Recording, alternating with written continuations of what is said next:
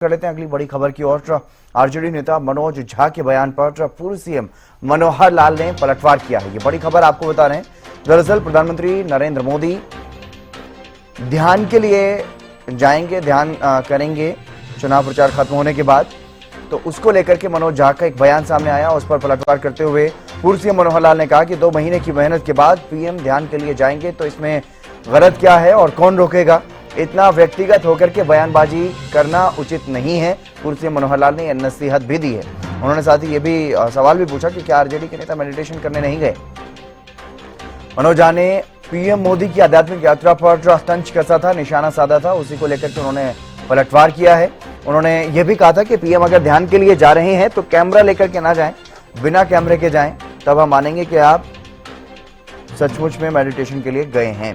तो इसी बात को लेकर के पूर्व सीएम मनोहर लाल ने उन पर पलटवार किया।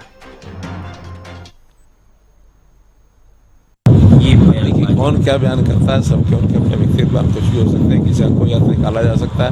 अगर प्रधानमंत्री जी 2 महीने से इतना भ्रमण कर रहे हैं देश में, अगर वो 2 दिन के लिए अपने ध्यान की छुट्टी लेने के लिए वहाँ जाना भी चाहते हैं तो जाएंगे, क्यों नहीं जाए, कौन रोकेगा उनको।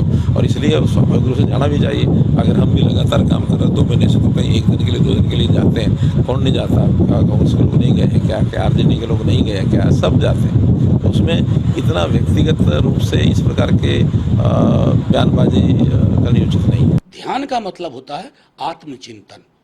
कैमरा लेके गए तो फिर तो कैमरा जीवी है साहब। कैमरा मुक्त मेडिटेशन करिए तो आपको ख्याल आएगा कि बीते पूरे 7 चरण में आपने किस प्रकार की शब्दावली का इस्तेमाल किया। उसके लिए प्रायश्चित भी कर लीजिएगा उस मेडिटेशन में, वो ज्यादा उचित है। बाकी ये वाला जो ट्रिक है ना, ये घिस काफी चुका है। इसलिए मैं बार बार आग्रह कर रहा हूं कि बिना कैमरे के प्रधानमंत्री जी आप ध्यान में जाइए। हमें कोई विजुअल्स नहीं चाहिए, बहुत सारे विजुअल्स है आपके, तब समझूंगा कि आपने ध्यान किया है। अन्यथा इसको मैं ढोंग और पाखंड के सिवा कुछ नहीं मानता।